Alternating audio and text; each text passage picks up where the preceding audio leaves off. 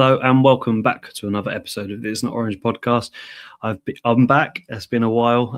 It's good to be back. We're here to discuss last night's topsy-turvy win and a turbulent week for the Seasiders. But has the corner turned? Who knows? We go into Cardiff on Saturday on the back of a win finally after 7 games. And there is more hope than, I suppose, negative thoughts as we go into the last 7 games of the season, or 8 games of the season. And the comeback is on, Martin. Fingers crossed the home games can see us through. Well, I do hope so, because the away form's been pretty terrible anyway all season, hasn't it? So this is our best chance, and you look at the fixtures, and last night was just an absolute must-win. So my nerves are still jangling from it. I walked into work this morning, just shell-shocked still that we'd actually won a game of football. I couldn't quite compute it. So yeah, 4 more of them will do. Hoggy, it was good to wake up with somewhat of a smile on our faces. It was I say lucky escape, but just one of those games, despite the opposition we had to get through. And, we found ourselves in the second half and, credit to the fans. They pulled us through and it was a positive night in the end. It was, and fair play to the players for digging in and showing a bit of character and bottle after literally the worst start possible. I don't know if I mean, obviously I want 4 more results exactly the same, but in terms of how we get to those results, Martin, I don't know if I could take another 90 minutes of that again, because wow, it really was up and down all over the place. So, but we got there. We did. Before we talk about last night, Martin, which probably can be a 2-hour podcast by itself with how many events were in it. We're on the back of a pretty turbulent week for the Seasiders. Obviously, the Wimbledon, the Wimbledon loss, the Doncaster loss were 2 of the worst moments of the season. I mean, I tweeted at halftime last night, like every single game makes me more and more speechless, but I think the Wimbledon, we won't go into both games in detail, but the Wimbledon game at full time, I kind of just stood. I generally think I stared at the wall for about 45 minutes and I couldn't really comprehend, 1, what went on, and 2, what's happening to this football club. But it was a dire night for us, and the Doncaster game obviously followed, but it probably just showed the mentality and the lack of strength we've got in ourselves to even sort of fight back in a game. After Ennis's goal, you thought everything was potentially going to be a little bit better, but we just capitulated once again. I try to be really optimistic and, at the best of times, but I think Wimbledon, when the game was over, I sat back and just thought to myself, we're going to get relegated. For the first time, I actually genuinely felt it. I've always been a bit like, we'll probably just keep our heads above water, but I think it's the capitulation. It's the lack of pride in what you're doing. If you go down 2-1 and you throw in the kitchen sink, it's still shit. But at least you think, well, there was some courage there. But what we do, or what we did in that game, along with several others this season, is just make a scoreline look really, really harsh or big when it wasn't really. But it deserves to be because of the way we finish games. You can't just give goals away like that. The optics of a 4-1 defeat at Wimbledon are a damn sight worse than a narrow 2-1, and it just must absolutely destroy the players' confidence. But it's them doing it, and it's so frustrating just to see us literally gift wrapping goals for this. Do you have these as a bonus, lads? You've already beaten us, but have 2 more. It's so shit. I was angry after last Wednesday night. I didn't know what to think, apart from the worst. So, Hoggy, the sentiments. I echo a lot of it, but strangely, I was a little bit optimistic, which might sound daft, because I agree fully that the way we gifted up the last 2 goals was ridiculous. Like, its lack of pride for professional standards was a joke. But the last half an hour, once Everett brought Bowler and Randall on, we should realistically have been at 2-2 by that point. Yeah. And that again, going back to frustrations, we'd wasted another hour of a match, and that was on Everett and the way we set up and the way we approached that game. But there was a little bit of hope for me, anyway. At least I thought, with the way we did perform in the last half an hour, excluding the last 2 minutes, admittedly, of course, that if we focused on that last half an hour of potentially getting something out of there, that we could have took that onto Doncaster on Saturday and given it a really good go, which obviously was absolutely not the case. Martin, that game was followed up by Doncaster, a game which some called worse than Wimbledon. Another catastrophic goalkeeping error from a set piece. And words fail me every single time we kind of concede one of these set pieces because it just continues to get worse. But the game overall was not really too much to talk about. Obviously, a moment of brilliance from Josh when he hit the post and he injected a bit of life into it. But the second goal absolutely killed any hope of us getting anything from that game. And the second goal is equally as bad as the first, a second sort of phase up from a set piece and to get beat at his near post. Yeah. Again, with not a really incredibly hard shot, you just kind of sit back and go, why is this continue to be acceptable? And I suppose the question, I'm not sort of solely blaming Peacock Farrell, is something has to be deeper with it comes to the goalkeeper because he plays him week in, week out. And after Wimbledon's first goal, and that goal and many other goals this season, it's beggars belief as to why we haven't even tried Ravazzoli in goal again. Well, I don't know what's going on, but there can't be a goalkeeper in the EFL that makes a mistake at least every game that costs us a goal. Virtually, I know last night is an exception; he didn't, but I can't think of any other team in the EFL that would allow a goalkeeper to make mistake after mistake and not have somebody absolutely breathing down his neck, wanting his shirt. And there must be something wrong with Ravazzoli. Whether it's a case of my gut feeling about him from day one has always been, he's moved up here from down south. He's not playing. Why the hell am I here? I want to go back. And maybe that's the attitude. Maybe he's really, I don't know, thrown his rattle out the pram. But you can't blame him in a way because he's also seeing his opposition cocking up every single week. And you know what? He came out for that cross for that first one on Saturday. We've been crying out for him for months. Christ's sake, come off your line, command the area. The first time he tries it, gets absolutely nowhere near. He couldn't have got it any more wrong, could he? No, there's it so reminded shit. Me, sorry to bring up 2011 heartbreak, but it reminded me of when Kingston sort of punched the ball off Everett's head, where he just doesn't need to come for the ball. There's 10 men in front of him. He just needs to stay on his line. Yeah, it's awful. It's absolutely awful that a goalkeeper can make mistake after mistake. I bet you even Colchester's goalkeeper in League Two thinks to himself, if I was to make 5 mistakes in a row that cost us 5 goals, I'm going to get dropped for the other fella. But not at Blackpool. It's like, nah, do what you want. He's only going to play against Burton because he's not going to be in the country to play. So, it's frustrating because I don't like singling a goalkeeper out because they're the one player that it's not a lack of effort, but it's just awful concentration and terrible decision making. And you can't keep doing it week in, week out. It's just impossible. You'll get relegated with a keeper like that, and it's not good. Your thoughts on the goalkeeping situation, Hoggy? He got away with one last night as well, didn't he? The very, very was it injury time when they were claiming for a penalty? He did. The ball bounced, I think, 2 yards out in his 6-yard box, and he was obviously 1 yard further behind on his goal line, waiting to pick it up. It is a difficult one because it is very much a confidence position, but as a goalkeeper, you need a bit of cockiness, a little bit of swagger. We mentioned the Wigan keeper, didn't we? Came out and commanded everything. Last night as well, Tickle. He is an international goalkeeper, Peacock Farrell.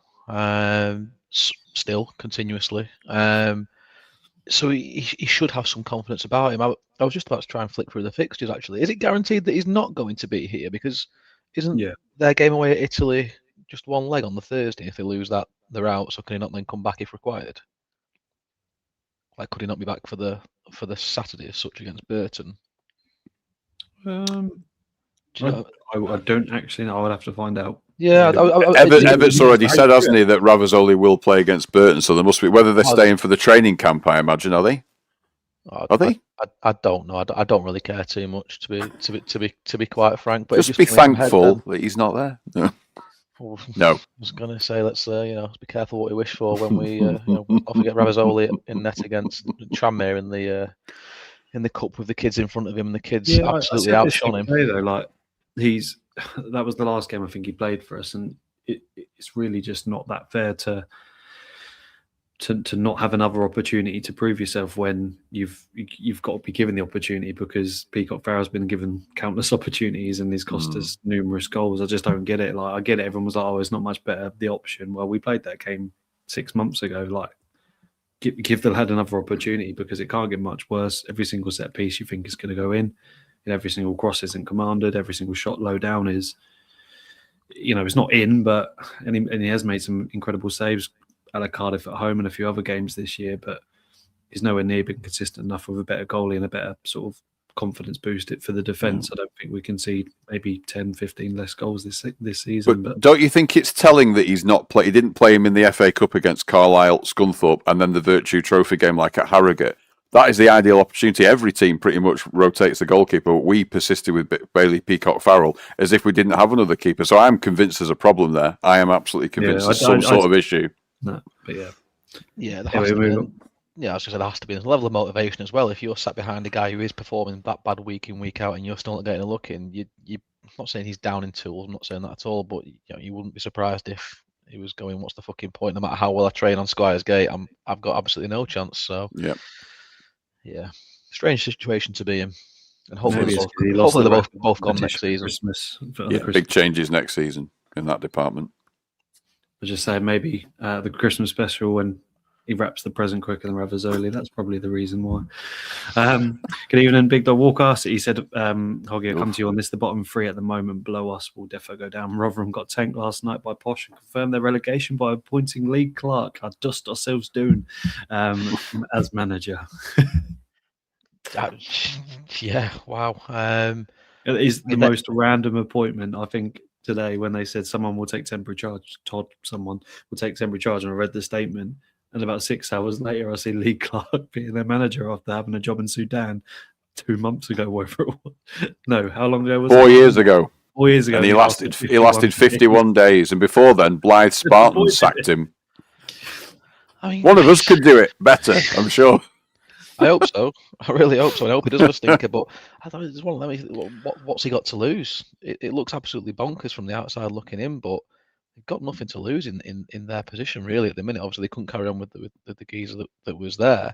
I hope they don't pick up another point for the rest of the season. And Big Dog Walker's right; those three do look stranded as such. But we've just very much got to focus on again ourselves and continue to chip and claw away at the teams above us, because I've got a horrible feeling it's going to go all the way down to the wire.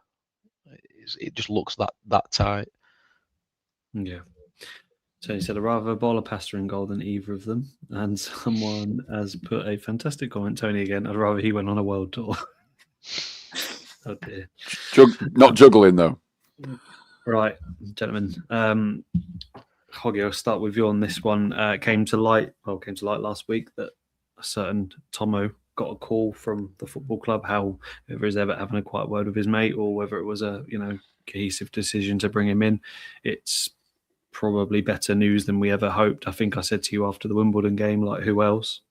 And I just said, like, the likes of Tomo, I appreciate maybe not a long-term choice, but nonetheless, it's someone that every single week when he speaks about the football club on Radio Lancs, when he's on the games and stuff, he actually broke down in detail, like, what's going wrong, what should be better, why isn't Josh Bowler playing, give us a bit of freedom. And he was getting very frustrated watching that week in, week out. So to kind of get him in and hopefully he stamps his authority on it and potentially, had an impact last night, it's only positives news for me. The only sort of downside is we're up to 5 or 6 coaches now, and eventually we're going to have a bench full of coaches and maybe too many voices. But this one, for me, with sort of 10 games to go, was a positive move.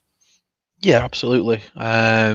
Fortunate enough to speak to Tomo a few times in the gym throughout the season. And, he's been as equally as frustrated as we have. And questioning certain things about certain players and how we're lining up, etc. And there's no doubt in my mind he's gone in, and I know he's been speaking to Evo since he got the job, trying to provide a bit of advice and a bit of guidance. And last night it certainly felt like that had rubbed off on him in terms of doing the basics much better than we have done all season. I think it is a great move. I think it was, I tweeted yourself, didn't I, when we were speaking with Rob Purden about the number of coaching staff we've actually got. And I think it's an important point you make, Tom, that Tomo has seen things from another position within Bloomfield Road, the different side of the pitch. And Rob, when we were speaking on X, talked about having different viewpoints around the stadiums, going a bit like an NFL style of splitting our coaches up. Do we really need 4 or 5 people sat in the same vicinity of the ground, looking at the pitch from the same angle?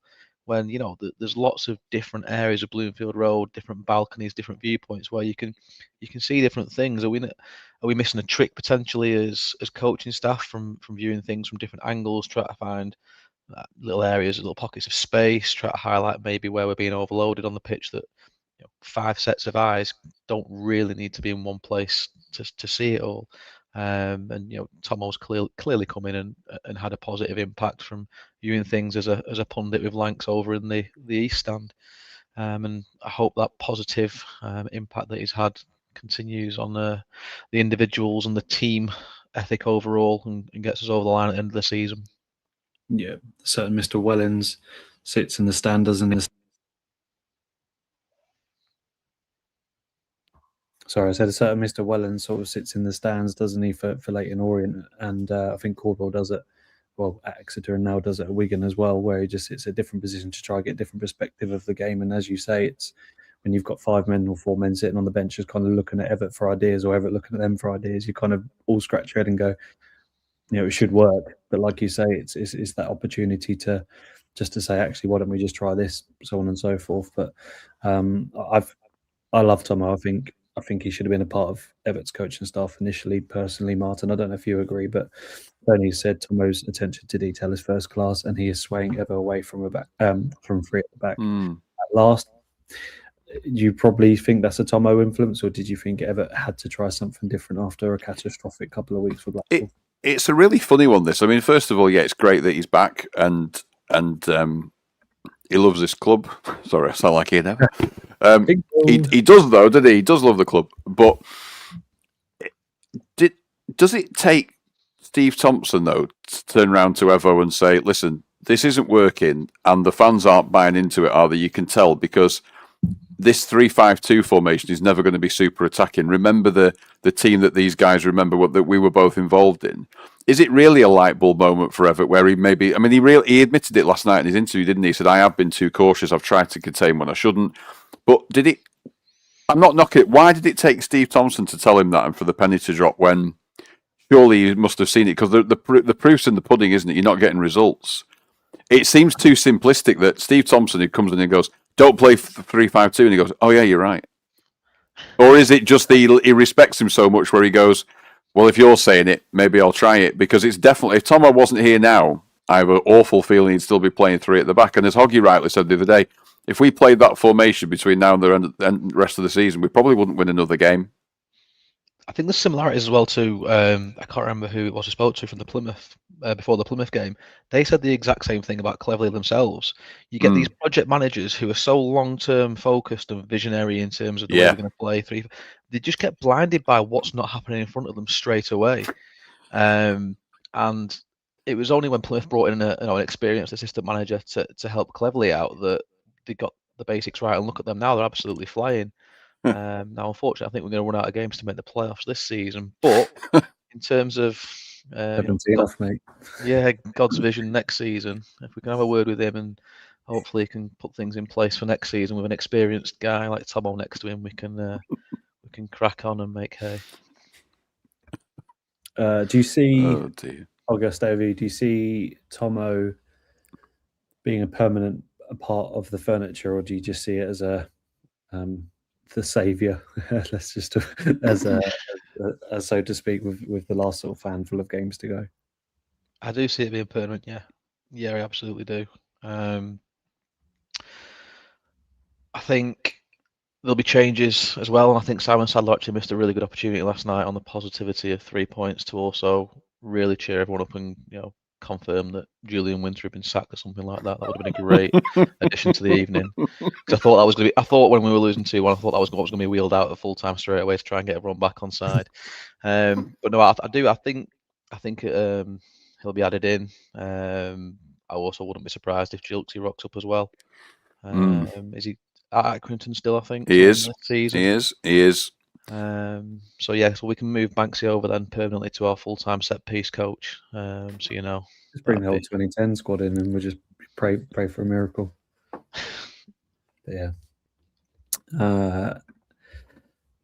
Dennis Stoikov said Tomo gave an incredible speech pre-match last night. Yeah, it's kind of nice to see him talk before games, which is very Sky Sports-esque, isn't it? But the fact is, still got the relationship with Lanks is obviously very good. It gives the fans a little bit of pre-match insight as to what they're potentially going to do with the formation, etc. But not only that, it kind of just echoes the same thoughts as ever, and it becomes a bit of a run and joke when I know Tangerine memes on X is got a bingo card now to say I love this club, I'm hurting, we're going to get better.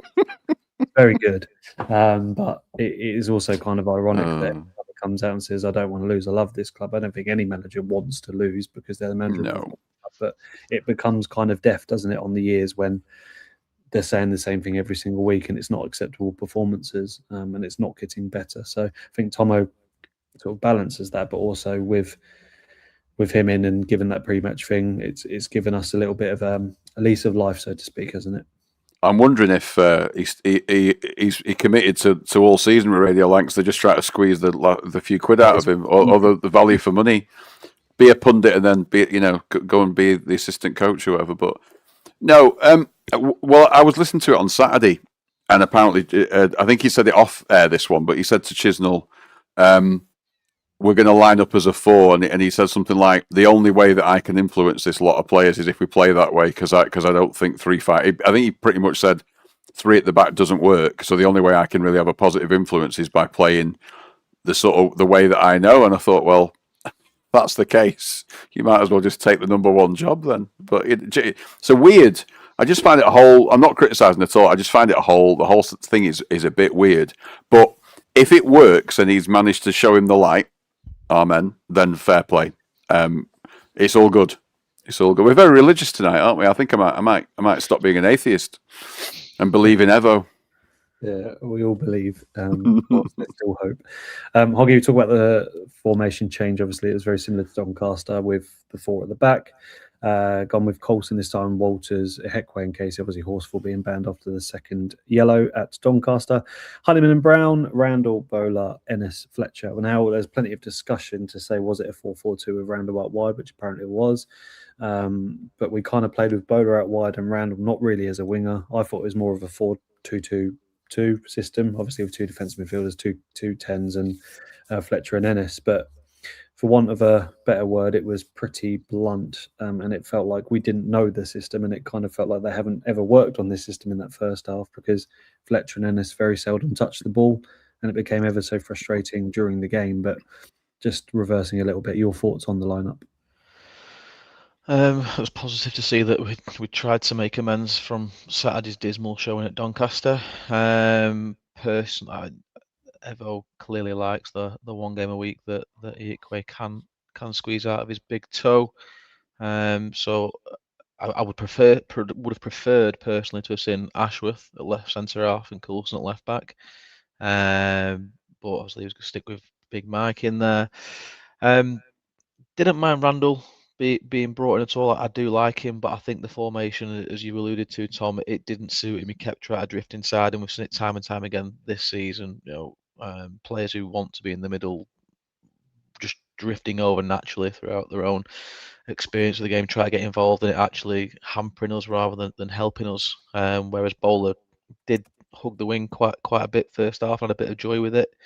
But the 2 up front were isolated, and it was no surprise to see Port Vale kept coming down the right hand side in the first half. And Brown and Honeyman, just got in each other's way in the first half, as they tend to do most times when they play next to each other. Yeah, Martin, your overall thoughts on the lineup? I'm obviously glad that Josh was in his, something like his preferred position, because that's his position, and we've tried, but he is not a 10, and I refuse to believe he ever will be one. So that was good. Randall trying to shoehorn someone in that's on loan that he clearly rates, but it's not right for him. I think he's great in a side that's really, really good. I think in this side where you need to battle, I'm not entirely convinced that he's got the minerals for it. And Honeyman as well has had chance after chance after chance, and this is goes back to the old midfield problem. Clarkson should be in for me, obviously, of course he should. And Ihekwe, I don't know whether Ashworth is strong enough to play centre back. I think Ihekwe is a battering ram of a centre half. He's clumsy, but he does win the ball. And I thought last night, although he gives me the heebie-jeebies every time the ball comes near him and he goes to challenge for something, when he gets it right, he's a battering ram that you don't mess with. So for one game, it's fine, but Horsfall's going to come back in there on Saturday, isn't he? So yeah, I've no qualms with it really, but Randall was an experiment that just didn't work. But I think the other important part is the intent was clear from the off with the lineup. Yes. The first 60 seconds was horrific, but the intent was there. And building on the comms from the club in the week in terms of the importance of the game, it was matched by the manager. Not saying one thing and then doing another and killing the atmosphere before we started. Ironically, the players did that for him quite nicely. But the intent was there, like you say. The better players, or more technically and attacking-minded players, were in attacking positions, and you could see what the plan was from the start, which was nice. Yeah, you can't contain in our situation. You can't set up to contain at home against the opposition we've got. It's a terrible, terrible outlook on the future of the season, isn't it? And an awful. It just the optics are just terrible of containing teams at home like we did against Wigan. So it has to go all attack now. And look what happens when you do. You get a different result, don't you? Funnily enough. Yeah. Without going into the game, or my thought process really, Hoggy, I don't know if you agree, but Brown and Honeyman hasn't worked, I think, for 95% of the season. I think Honeyman's losing himself a little bit in the defensive midfielder role. He kind of wants to drift out wide, and I'll show you something in a minute where it comes to Bowler's and Honeyman's position, practically sort of sitting with each other, if that makes sense. He was kind of blocking his pathway a lot and leaving Brown exposed, which left Brown to some criticism. But Brown's performances with Anderson, a la at Bolton, when he was practically man of the match and he was pretty relentless in the middle, has enabled him to be who he is in defence, with Anderson being the sort of running sort of machine that he is. I know he's not much graceful on the ball, but do you feel Honeyman's playing because he's captain? Do you feel he's the leader on the pitch, or do you think his Tomo would have maybe seen last night, and the continuation of those two can't really happen? That for me, Clarkson's got to start, because if you play those two, which are not very attacking, Randall's. I don't think he was any good last night. I don't think he was very good against Wimbledon.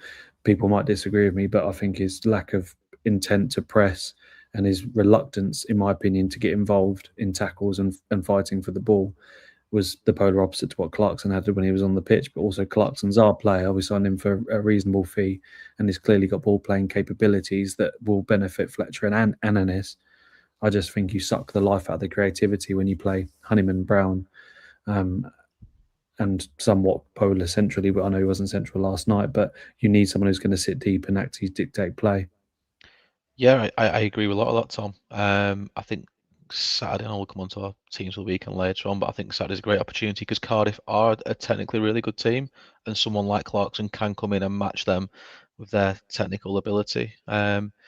Your point about Honeyman obviously being captain, I think that absolutely is going to have an impact upon Everett's decision, because for me, Brown has outperformed Honeyman over the course of the season and certainly plays better when he's not there. It's almost like he realises, shit, the responsibility of the legwork, the hard yards and the tackling is now on me.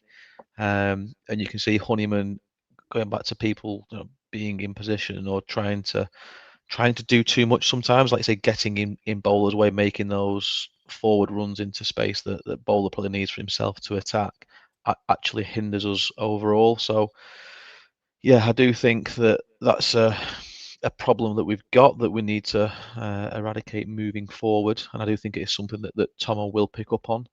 And Saturday there's no free hits. We've got 8 games and we need to win as many as we can as quick as we can.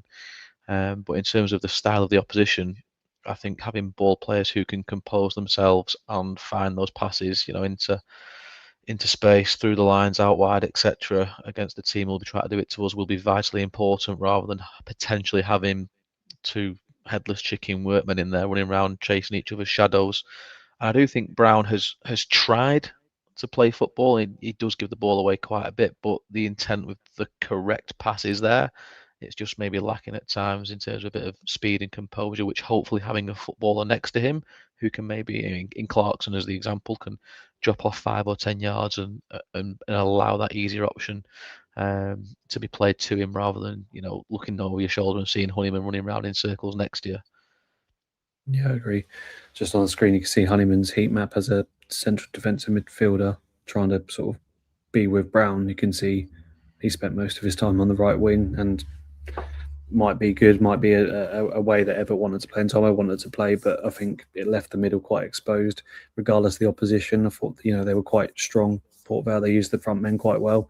They played through the middle fairly well, if I'm honest. They had some good moments, but we allowed them to quite have a free ride in terms of bypassing the middle. And I just think Brown got called out a lot, especially in sort of the podcast chat and a few times on X but he was literally exposed, and he's not a runner, is he? And that's why I think you need someone like Anderson in there or Honeyman to go back to how he was against the likes of Huddersfield when, he was a man possessed in terms of running after the ball and being in that central position, winning the ball back. But I'm not saying he's a bad player, but he showed against Bolton that he can come on and have an impact on the game with a bit of energy, and maybe that needs to happen in these last few games. But Martin, we move on to the game.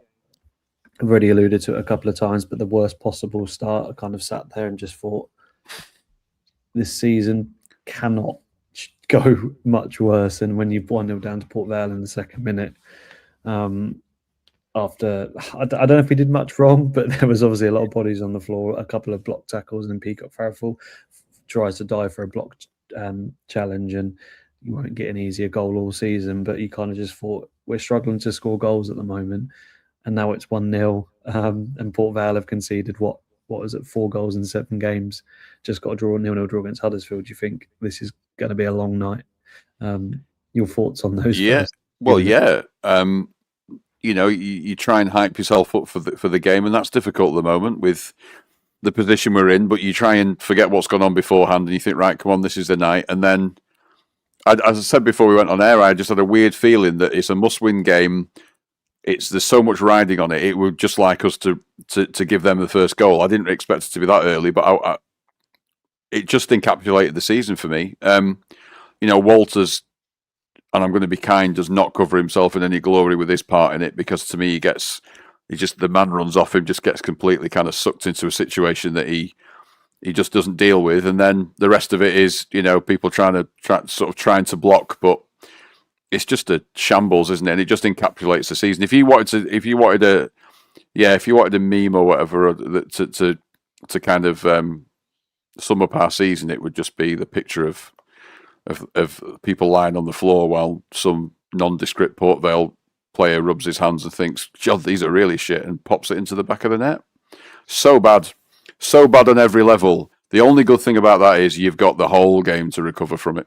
And the fans, to be fair, I'm going to say this now before I forget, the fans were just like, well, just get on with it then. They weren't turning on them. There was a little bit of booing occasionally, but I just think the fans just kind of went, yeah, shit happened, just get on with it, because we can't feel sorry for ourselves, which is what the players usually do, isn't it? And so, yeah, disaster really, but thankfully we recovered. We normally save the term limbs for when a goal's scored and you see it in the crowd celebrating, but that was like our penalty area, like seen out Saving Private Ryan, wasn't it? Limbs everywhere, just bodies falling, and the ball still ended up in the net. We need some comedic sort of banana slips sounds to be put in over that. Hard to talk into detail about the first half, Hoggy, but you thought Randall a little bit was hung out to dry. I think he offered very little in terms of his sort of. I think the only thing I think he did in that first half was make some decent runs. But in terms of the difference between him and Bowler, in terms of their heat maps, I think he touched the ball just 16 times. I know Bowler played the whole game, but Bowler touched the ball 62 times. We clearly saw him as an outlet. But the press in terms of Josh Bowler was a moment in the first half. First half when he ran all the way back, slid for the ball, got the ball, and started a new attack just before Brown hit the post, I think it was. Yep. I just think they're chalk and cheese in the role they played last night, but I thought the system generally as a whole felt like he was playing wide. Randall kind of was trying to make the runs off the ball, but wasn't really offering much.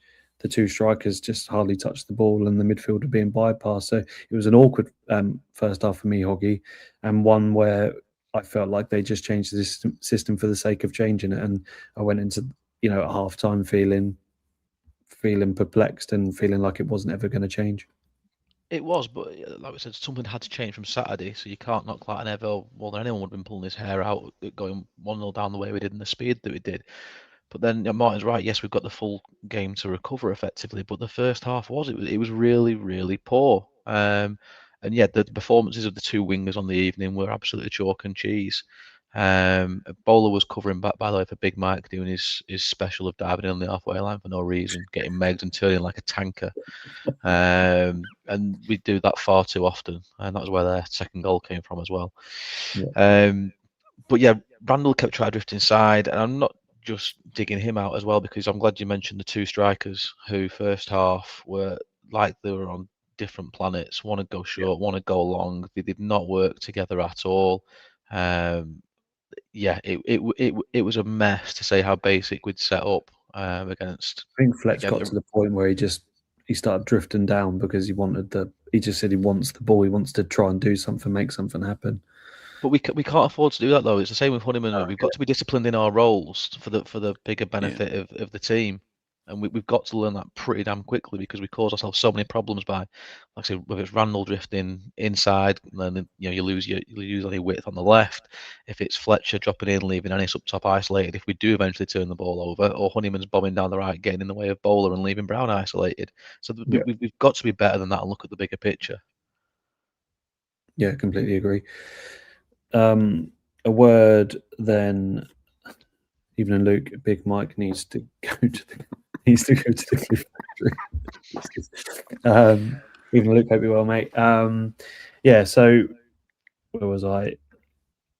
The moment of Josh Bowler in the second half, Martin. Yeah.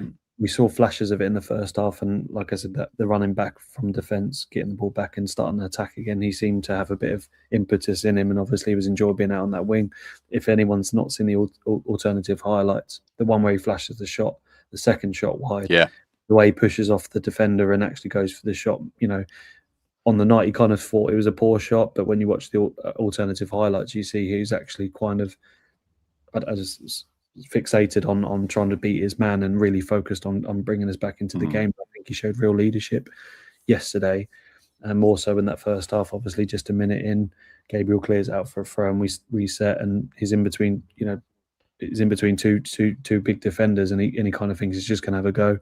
His chalk on his boots, and he's going to go back to the old Josh, one where it got us all excited previously, and it's a delicious cross, and the keeper can't come for it. And I'm just glad Ennis was on the end of it, because it was from 2 yards out. But it's nice to see our strikers in that position, like Hoggy said, be disciplined. He wasn't outside the box waiting for a ball to fall to him. He was in that box hunting, both Fletcher and him, and it was the perfect sort of antidote for the first half, wasn't it? And we kind of forgot those last 45 minutes. We think we're going to kick on from here.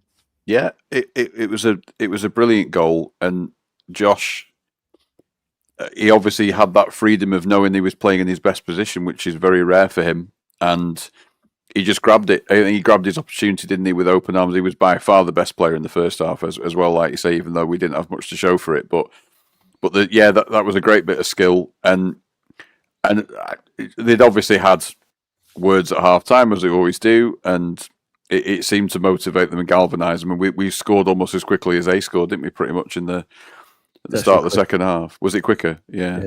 But no, that's his position. He can't do that kind of thing centrally. He just can't. It's alien to him. It's not him. We thought maybe there was a bit of a glimmer of hope around Christmas time with him playing there, but we're kidding ourselves. He's a winger. He is a winger.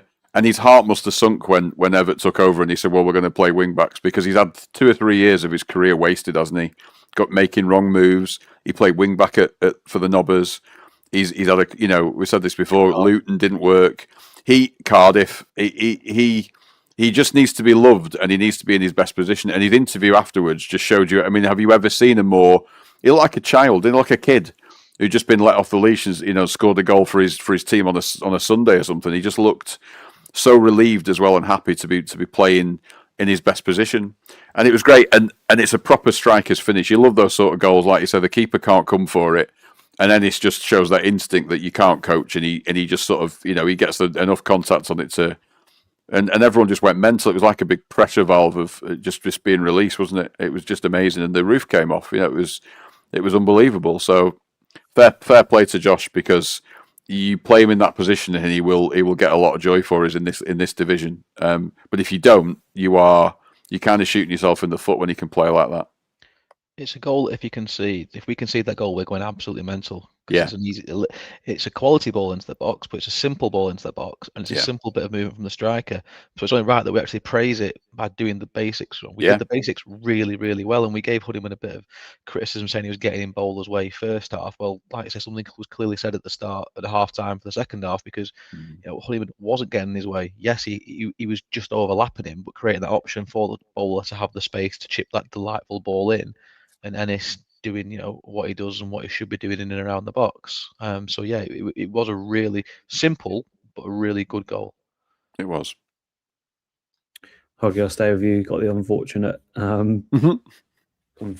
analysis of the second goal. Just when you thought, and I mean this arrogantly, because I don't know where this arrogance came from, but just when you thought you might go on and score 2 or 3 and build up a bit of momentum at Bloomfield Road, like we do when we're shooting towards the north.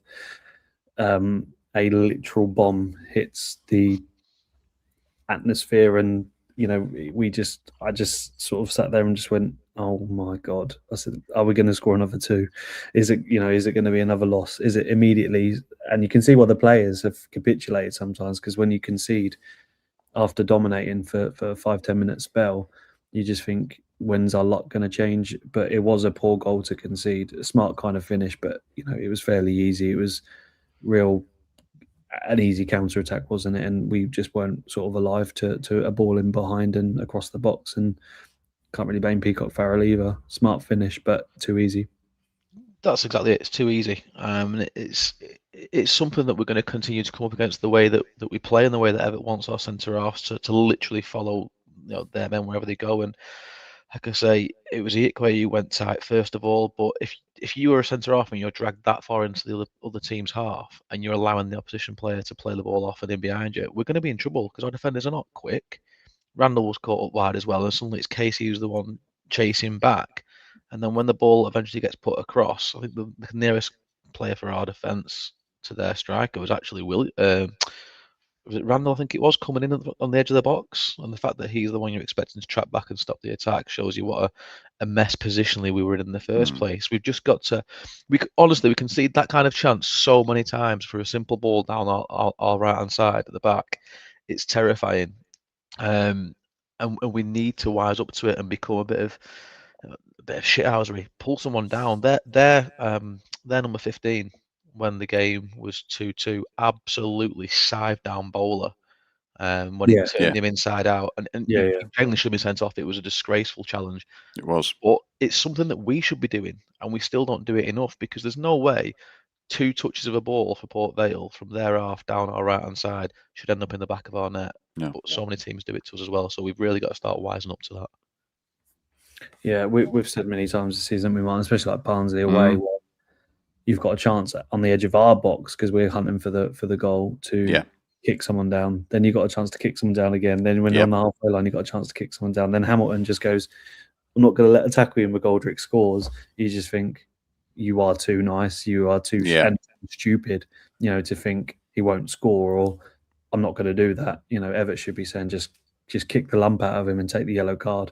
Because, sometimes when you've got to stop that momentum and just, take a break, as Hoggy said. So, Martin, the subs, I say this triple substitution, it was, I say, nice to see, because there's been moments this season where we've gone 1 or 2-0 down and we've still not made any subs until the 85th minute. So for CJ, Karoy and Clarkson to come on, you naturally just think something, although at the time, obviously, we weren't playing horrendously in that second half, the game needed it. Oh, yeah, completely. This time he's, again, I don't know whether it's Tomo's influence or whatever, but he reacted fairly quickly and made the changes in it. And again, it just gives you a bit of energy, doesn't it? So some of these players just puzzle me, and they must puzzle Everett. That I don't know whether they're good starters, bad starters, great subs, poor. There's just no consistency with performance, is there? So it feels like it's always a roll of the dice a little bit because you're not sure what you're going to get. But there's no doubt Anderson gives you energy. I just don't think he looks after the football particularly well. I just don't think he's an athlete and he's a runner, but he's not great with the ball at his feet, which to say that of a central midfielder is a strange thing to say in some ways, but we needed it. We absolutely needed it. It had gone a little bit flat, and the second goal it burst the balloon of the optimism of the equaliser, and he needed to do it. And like I say, I do feel it's a roll of the dice though, because you're not sure if they're going to influence the game or whether it's just going to be the same old, same old. This is how little confidence we have in this squad overall, isn't it? Yeah. Before we wrap up the last 15, Hoggy, just a word on another sensational refereeing display. Ennis being brought down in the first half, which, minimal contact or not, he's beat the defender and been hauled down, whereas Husband won the ball and obviously got a red card in the reverse fixture. But not only that, in the second half, the ball bounces and just smashes his arm. The whole of the Blackpool team turned to the ref and the linesman. And everybody sees it. And once again, we're not given something as like since New Year's Day, the referees have got a little WhatsApp group to say, don't give Blackpool anything, because it's, the penalty at Luton, etc. with Ennis. There's been so many decisions this campaign, which you just think is absolutely baffling. And again, the handball and the Ennis is going through last night was another two that we can add to the list. Potentially, but the way I look at it is if you're putting yourself in the position of relying on inept, moronic referees to make decisions to help you out in a game, it's not a great place to be. And I come to expect every single week a new level of uselessness from match officials in League One, and they keep constantly, being worse and worse and not letting me down. So that's nice to see. But we've got to do our own job, and the handball appeal just stank of desperation for where we were at the time.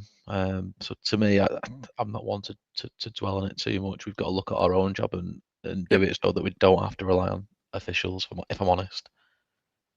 Yeah, I think if we lose, then we talk more about the decision, don't we? Because we win, we can easily brush it off. And I think you're right. It's a nice attitude to have. I just think sometimes, you've got to be helped. And when it's so obvious that regardless of how desperate you are, whether you're fighting for the playoffs or you're mid-table, you want to see those sort of decisions, Martin, competently being given, don't you, at the same time? Yeah, exactly. If that was us, if that was Husband, or if someone else, Heckway shoulders the ball, where he's pointing almost immediately. It just feels that way, doesn't it? So it does.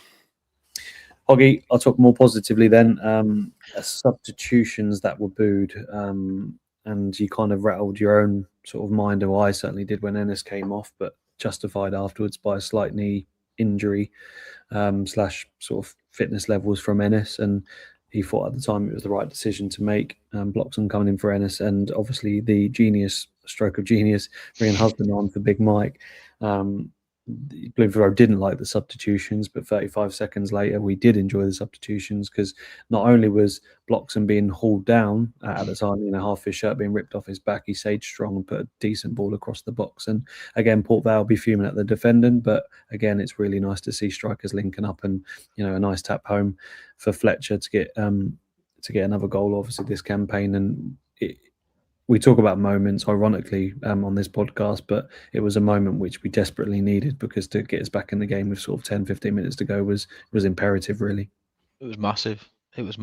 I joked before we came on, didn't I? I said genuinely the 71st minute, that substitution being made, I don't mind admitting myself, I saw the gates of League Two hell staring me in the face when you've got Tom Bloxham and James Husband coming on.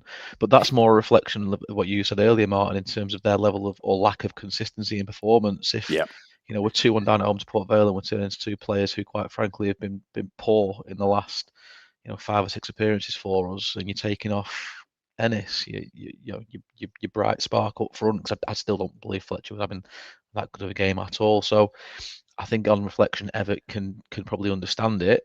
And then on reflection, as fans, we need to absolutely suck it up and take it on the chin whenever it's turning around. And he's not giving it the staff, the ears and the cups. Come on, Ian, we're not daft. Own it and go have a bit back. We're all in this together. And you were vindicated and justified, because Bloxham, for the last 20 minutes that he was on, put in a performance that I last saw him probably when he was wearing a Shrewsbury shirt, turning us inside out and ripping James Husband to pieces. He was superb last night. In that last 20 minutes, he was the Tom Bloxham that we all absolutely want to see, and even Husband as well. To be fair, at the back was composed, like we've asked from him, using his experience, keeping things basic, being calm, and yeah, it was a sub that I'd argue no one in Bloomfield Road would have made apart from me and Everton. It paid dividends, and again, great to see that, like I said, Fletcher did hold his discipline, was hanging around the 6-yard box, and Bloxham, was having his absolutely shirt ripped off his back. It was a brilliant turn, and he's a big lad, and it's nice to see him using his body more. And he does appear to be at his best when he's got someone right up his backside. He can turn them really quickly. It's quite deceptive. But then to have the composure, like you say, to drill it across goal and not be greedy. Not saying he would, but it was an option if he felt I've done all right here. I've turned. I've given myself half a chance. I want to be the hero and slam it in the net. But instead, he put it on a plate for his strike partner, which was great. And from there on in, I think I don't think we saw the goal coming in the way it did, the winner. But you could sense that Bloomfield Road was very much at it, and we were on the hunt to get the winner. Yeah, I'll stay with Tom Bloxham, Martin, because who won the corner, turned to the north, rallied them up, and we swing it in for an absolute genius set piece. Nice to see a score, a couple of set pieces the last few weeks as well. We'll talk about Wigan at home, obviously, with a free kick in the box with Casey, but more on this night.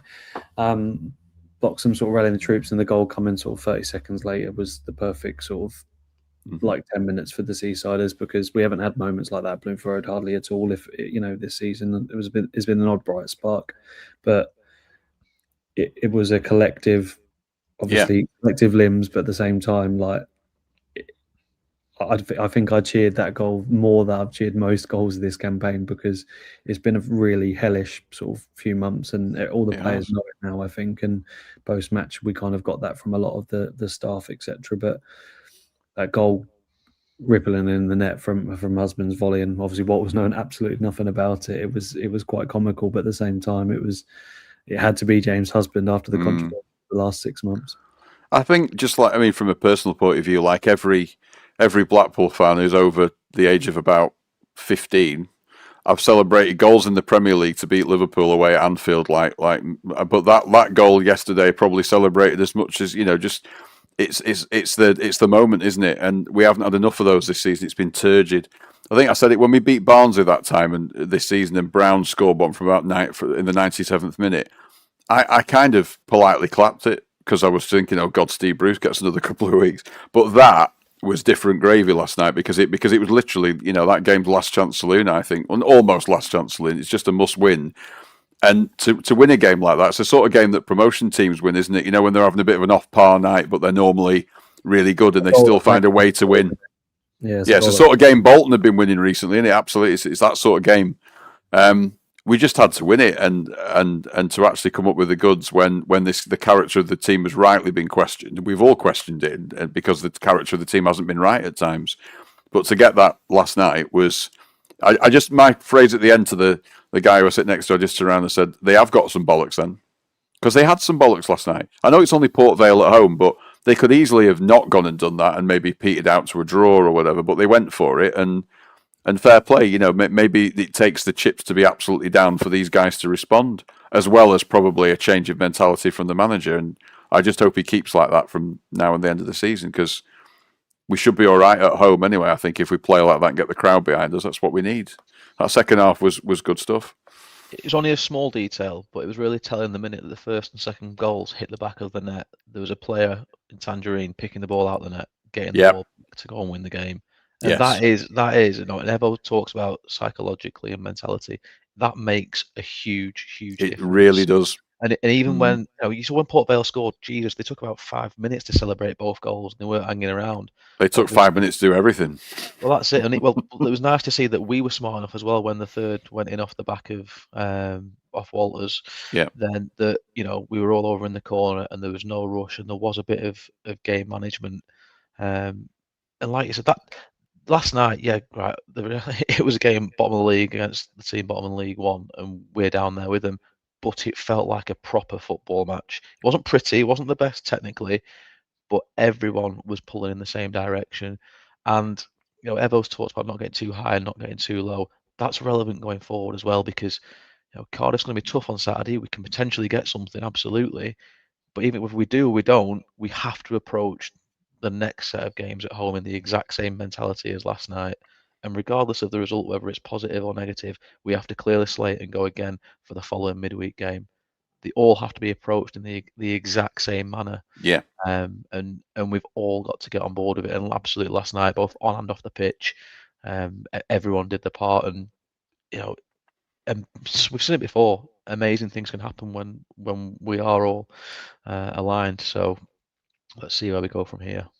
Yeah, the games look good, don't they? Coming up, apart from Saturday. Well, I prefer to play teams like that, if I'm honest. We just played Port Vale and scraped a win, so what can we'd like to come against Huddersfield. We've done it a few times this season where Bolton.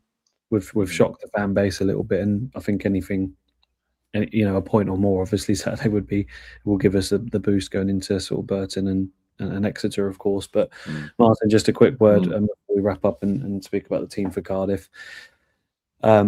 First and foremost, the subs from Everett, I've already kind of spoken about it. They were brilliant, and we can't criticise him all season without saying thank you and congratulations for getting it right last night. But I was going to say a word on the likes of Karoy Anderson and Bloxham more importantly, because Hoggy's already said that Bloxham really stepped up in those last 20 minutes, and I think he makes the difference. Bowler being outstanding and rightly winning man of the match, but we had 2 or 3 players last night that played exactly how they should be playing. That made all the difference to us, rather than being really stagnant and really hoping something comes from somewhere, which is never going to happen. Like against Wimbledon, obviously Ennis's finish was decent, but after that, it all fell back down again. We were like, what's going to happen now? Whereas last night, every time we touched the ball, it was either Bowler sort of jinking in and out. It was Bloxham obviously turning his defender and getting brought down. It was, Brown sort of having a shot, something like that. Do you know what I mean? Where last night it kind of ticked, but it's really important now, as Hoggy said, we approached each game with the same mentality. And maybe Everett did see the light last night and is going to attack every opposition, but he spoke so many times like that this season, where we're going to take the game to him, we're going to do this, we're going to do that, and then 2 minutes later we're 2-0 down, and it just doesn't sit right with me when managers continue to talk the talk and not really walk the walk. But from here on in, especially against Cardiff, Martin, we need to see a set up with the right intent, but for F's sake, be disciplined, to quote Neil Warnock, because at the same time, if we give away chances against a better Cardiff side, they could score 2 or 3 goals, of course. But we need to go there and shock them and put them into a bit of a mental state where they think, oh God, what's happening here? We're against a relegation team, and they're playing out of their skin. So we've got it in us, Martin. We just need to obviously be disciplined on Saturday. And if we avoid defeat, we go into the home games, back-to-back home games, of course, with all the momentum. I think what helps is if players know they're going to come on and play in the best position. So we're talking about Bowler and then Bloxham. He's been a bit in and out, like a lot of Blackpool signings over the past sort of couple of years, really. But you think back to that Exeter game last season where he was completely unplayable. The Cardiff game this season when he was all right, he missed some chances, but they didn't know how to handle him, did they? And he's only a young lad. You forget he actually looks a lot older than he is, doesn't he? You sort of think he's about 25, 26 when you look at him, but he's not. He's still a kid, really. He's a very odd shape for a winger, isn't he? And I can see why Everett's trying to convert him to a striker, but he doesn't have that finishing instinct. He's not his game, really. But I think just players knowing that when they come on, they will play where they're comfortable. That's the secret. Yeah, countless times last season, the Lincoln away, Exeter at home, I think it was. Yeah. Maybe Exeter at home. Who did we play at home when he first started? Doesn't really matter. But Huddersfield. Yeah, Huddersfield. It was Exeter away, obviously, when he was unbelievable, when he went round the keeper and tapped at home and set up Fletcher for a really nice goal and stuff. When he's playing out wide and touching the chalk, he needs to be there. Otherwise, like you say, it's not quite working out. But potentially getting Taylor back soon, and obviously that will give us another option, and Bloxham can maybe replace Josh Bowler, etc. But he'll be ready for the 2 home games, I would have thought, wouldn't he, Dale Taylor? So that's another good. He was just showing a bit of form, wasn't he? In that, well, I'd say just showing it. That Wigan game, he was superb. And then 7 minutes into Doncaster, we've not seen him since because of that awful injury. But that's £1 million striker. It's easy to forget, isn't it? It's £1 million striker that most clubs in this level still can't really afford. And we've got him on the bench to come back. So, again, I've said this before. If they've got the right mentality, there's not many. Most teams in that bottom 6 or 7 would probably swap our squad. Maybe not the mentality of it, but on paper with the ability. So, yeah, we're just getting everybody back. We should absolutely control our own destiny here still. Even though we might not be brilliant, we haven't earned the right to expect to win games, but we have to have that attitude that we're going to, because it's the only way. And last night, I think those players, for me, were not going to leave that pitch without 3 points, which is so refreshing to see, because our players have meekly surrendered. And I think the attitude with our players sometimes has been, it'll be all right, we'll sort it out next week. It'll be all right next week. We'll keep our heads above water. But when you're absolutely at the point where you are sinking and there's no way you can keep your head above water unless you swim and you fight, they did it. So we've got to just maintain that mentality. And the manager's got to keep that same message. I've been too negative. It stops now. We have to go for it. This is what this club's about. I will never criticise them for going down fighting, but I will criticise a lot of people for hiding and just trying to contain other shit teams. It's not good enough. Victor Walter-Taylor will make the difference and save us. And someone said, how fit will he be and how far is he? I think he's back for the home games, potentially on the bench Saturday.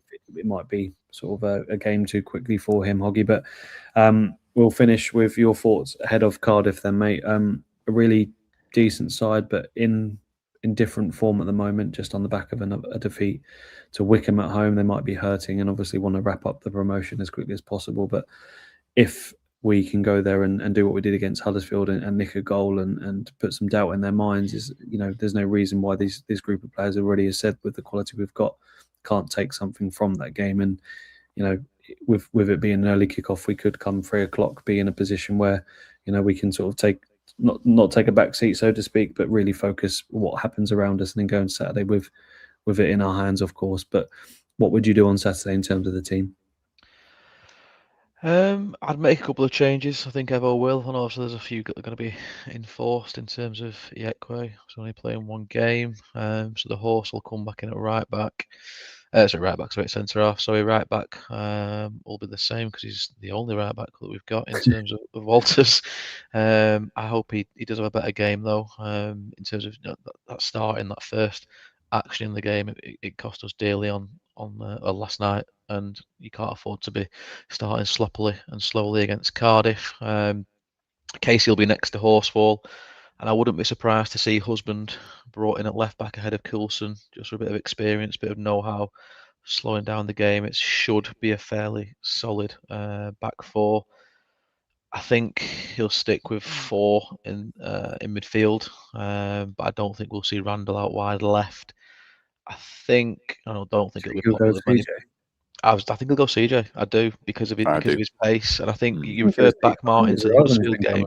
Yeah, it's really coming on, but I can see why he would start.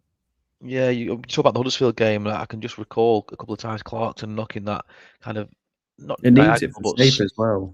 Yeah, absolutely. That ball kind of in behind their right back for CJ to run onto, because he's got that technical ability. Clarkson, I think he'll start Clarkson next to him. I think they'll start Clarkson and Brown in the middle, because I really do think we're going to need a ball player in there. I could understand if he does go for Honeyman though, because Cardiff will obviously play with 3 in there, so he'll probably want to try and break that up. I'd personally be going, like I said, I'd probably go Hamilton, Clarkson, Brown, and then right wing obviously would be Josh. I also wouldn't begrudge seeing, I know you say he's not a striker, but after his performance last night, I'd be starting Bloxham ahead of Fletcher. I'd be starting with Ennis. And that's what I'd be lining up at Cardiff and going, give it a bloody good go, lads. Keep it tight, do the basics right, slow it down where possible, manage the game. But they're not amazing. They're absolutely not. There's no one in this league that's amazing. Yes, they've been consistent over the season, but go and get in the faces. Get at them. They're the ones that have got all the pressure on them, expected to win the game. So let's go and see what we can do. Yeah, I completely agree with that. Any closing thoughts, Martin, before we finish the pod? I was very intrigued. So would you drop Fletcher then? You wouldn't play him necessarily, give him a rest. I just think with 21 goals, I look at him and go, if you can walk, mate, you're playing. But that's Yeah, I would. I think he's been quite poor last few games. he so has. I'm No, really I'm honest. not. But he has scored. He's just scored 2 in the last 2, hasn't he, as well? So he's still. I'd Yeah. rather he was poor and scored goals He's than not played really well and Doncaster, didn't. isn't Hmm? Yeah. He's coming against Doncaster, isn't he? Yeah. Am I wrong? Yeah. Yeah. No, he did. He did. Yeah. Yeah. So he's got it in him to drop him, hasn't he? So it wouldn't be that much of a shock. He said he dropped him because of the way he plays and because the pitch was so awful. But Cardiff, there's not that excuse because I'm sure it's like a carpet. It should be. So, yeah. Anyway, look. Yeah. I just hope whoever plays takes the shirt and does the business. But I personally would play Ashley Fletcher because he's got 21 goals and what's our nearest scorer got? 4 or something? Don't know. But we've got the 2 home games to come are. This isn't a free hit on Saturday, but the 2 home games back to back are the focus, aren't they? Really, I suppose. Yeah, but you go back to the Wigan scenario, don't you? At home, whereby if you win that one first, or you pick up anything. I agree. There's no free hit. No, I agree. It's a. There's no reason. We've been to Bolton. We've been to Huddersfield. We've managed to get points there. I don't think Cardiff are world beaters. I know Wickham are doing very well, but Wickham have gone there and won 2-0. They've lost some games recently that. At the start of the season, they would never have lost, and we've beaten them already. So, yeah, actually, there's no reason why we can't go and get something on Saturday. And if we don't, well, there's not massive expectation on it, and people won't hold it against them. But it's not a free hit because there's no free hits with 8 games left in our position, is there? You're absolutely right. No, but if it does all go Pete Tong on Saturday, I think it's fair to draw a pretty quick line under it straight away, and it's all hands on deck for agreed. for 2 home games. Yeah, and it's Wigan. Exeter Saturday. Yeah, Exeter properly sucked into it. I think if we were to stay up, they'll be the one that drops. Personally, I think they're Wigan, most Exeter, vulnerable. Then they've got someone quite difficult, I think, and then they've got us. So is our opportunity now to sort of grab them and throw them sort of down the cliff while we climb up it, I suppose. Yeah. But Wigan have got the easiest run, and on paper they've got like Northampton and a few others in and around them as well, so they'll have a say with everything. And then we've still I think they'll survive.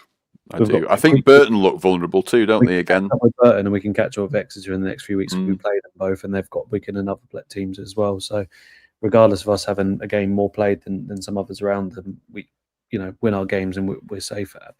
So agreed. Yeah, and goal difference, as Tony said, just don't get hammered already 4 or 5 goals away from Wigan, aren't we? So. We need desperately to maybe we hammer them 4-0 Blackpool and good. Come back out. I'm going to call that pod, gents. Hoggy, first and foremost, thank you for joining us, mate. Nice to be on a pod with you again. Pleasure. Nice to have you back as well. The last guy was awful who was running the pod. Absolutely fucking shocking. Terrible. I wouldn't have watched it if I wasn't on it.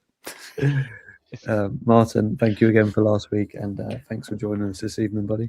You're welcome. It's just good to see you healthy. I've had that bug, and my whole family have had it, and it's bloody awful. So yeah, you were very poorly last week, but you still helped, so that was really good. So yeah, don't be ill again though. It's too much stress. I'll try not to, mate. I'm on the back end of it now. But yeah, from all of us at the It's Not Podcast, we'll be back next week to look back at the Cardiff game and look ahead to the homecoming against Burton as Gary Bowley returns to Bloomfield Road, and fingers crossed Blackpool can start where they left off last night and win again. But from all of us at the It's Not Orange Podcast, have a great evening.